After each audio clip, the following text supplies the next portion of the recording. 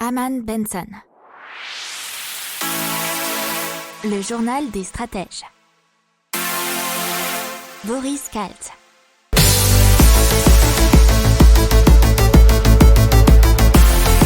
Bonjour à tous et bienvenue dans le journal des stratèges pour l'intégrale de l'actualité tech de la semaine du 22 au 26 février 2021. Je vous souhaite une excellente écoute. On continue dans la tech avec VoiceLab qui a l'objectif d'enregistrer 2000 heures de voix françaises et donc de collecter des données audio afin de construire de nouvelles technologies de télécommunication et de communication par la voix. Il faut savoir que VoiceLab est une association rassemblant les principaux acteurs français, institutionnels, universitaires, laboratoires de recherche et entreprises privées qui ont le projet de concevoir des modèles de reconnaissance vocale dans la langue française. L'objectif est de développer différents services de transcription automatique de la parole, bien sûr en langue française, et surtout qui soient complètement indépendants des mastodontes qu'on connaît, Siri, Alexa, Google Home, qui sont bien évidemment tous américains. Donc l'objectif, ça serait plutôt d'en avoir des Français, voire européens, pour contrôler à l'audio, de façon audio, toutes les nouvelles technologies qui nous entourent. Allez, on passe à la station-service pour vélos électriques, c'est eBikePort, qui est capable d'accueillir entre 8 et 24 vélos. Mais qu'est-ce qu'on y trouve ? On y trouve des casiers sécurisés pour déposer casques et bagages, des ports USB pour recharger des smartphones, un point d'accès Wi-Fi et même un défibrillateur. Le tout était alimenté par les panneaux solaires installés sur le toit. Il est aussi possible de recharger d'autres véhicules électriques comme des trottinettes, des scooters ou des fauteuils roulants.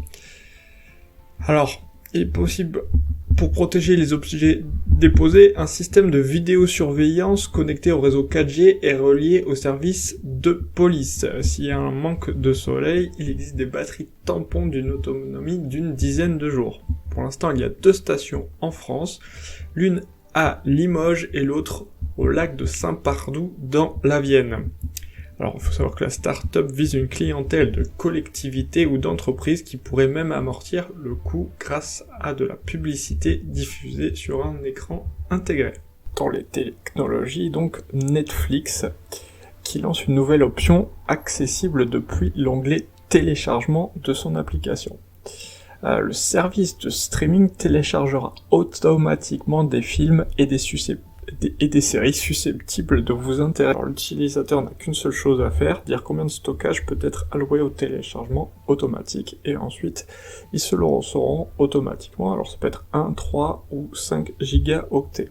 Et c'est censé vous plaire, être le plus proche possible de vos goûts, et c'est censé pallier à tout manque de connexion, que ce soit 4G, 5G ou bien Internet, et que vous puissiez donc regarder des épisodes de Netflix partout. On passe aux problèmes techniques sur l'application de LCL, et effectivement ça a permis des clients de voir des relevés de compte d'autres utilisateurs. C'est un bug technique qui est apparemment à l'origine des dysfonctionnements, selon la banque LCL, puisque de 17h40 à 18h40 le 23 février, à l'occasion de la mise en place d'une évolution de l'application, ce bug technique, cet incident a été contacté, et alors il précise que ce n'est pas une cyberattaque. Ils ont fait quelques tests, et sur ces 72 000 clients, l'incident n'aurait concerné que quelques centaines d'entre eux. Alors il faut savoir que LCL précise aussi qu'en aucun cas il n'était possible de réaliser des opérations sur les comptes dont les données étaient affichées, ni d'accéder aux informations du titulaire du compte. Donc maintenant on part tout de suite en Australie où une équipe de chercheurs de l'université de Nouvelle-Galles du Sud à Sydney a développé une nouvelle encre céramique pour imprimer des os. Alors comment ça fonctionne ? Elle incorpore des cellules vivantes dans la structure de l'os. Ces cellules sont alors capables de se multiplier pendant plusieurs semaines après l'impression, avec une viabilité de 95%. L'encre céramique. L'encre céramique, qu'est-ce que c'est? C'est un phosphate de calcium biocompatible. Température ambiante, l'encre se présente sous forme de pâte. Elle se durcit en matrice nanocristalline poreuse au contact d'un bain de gélatine et elle devient ainsi similaire au véritable tissu osseux. Le docteur Chris Killian, donc de l'Université de Nouvelle-Galles du Sud, a déclaré que cette découverte va permettre d'accélérer les chirurgies tout en réduisant la souffrance du patient. On revoyage à nouveau et cette fois-ci on part à Londres puisque des chercheurs de la Queen Mary University de Londres ont mis au point un système basé sur l'intelligence artificielle capable de déduire des émotions humaines grâce aux radiofréquences. Alors c'était une équipe de recherche britannique qui a été chapeautée par Yang Hao, doyen pour la recherche à la faculté de sciences et d'ingénierie, et ils ont développé un système de deep learning baptisé réseau neuronal artificiel. Et les résultats ont été très encourageants puisque dans près de 72% des cas, le dispositif a correctement classé les émotions des participants. Il faut savoir qu'ils avaient recruté des personnes qui sont très très habitués à utiliser différents types d'émotions puisque la plupart étaient des acteurs. Donc c'était beaucoup plus facile pour une machine de reconnaître leurs émotions puisqu'elles étaient jouées ou surjouées.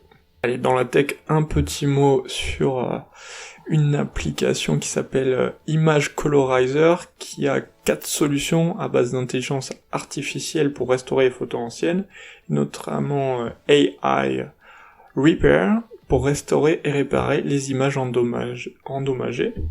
Alors c'est très facile apparemment, c'est un petit simple drag and drop, mais il faut que votre image fasse moins de 5 mégaoctets. Ça va enlever les rayures, les petites traces, tout ce qui est embêtant, et c'est beaucoup mieux que du Photoshop. Bon, il y a une version gratuite et une version payante, mais c'était la petite info.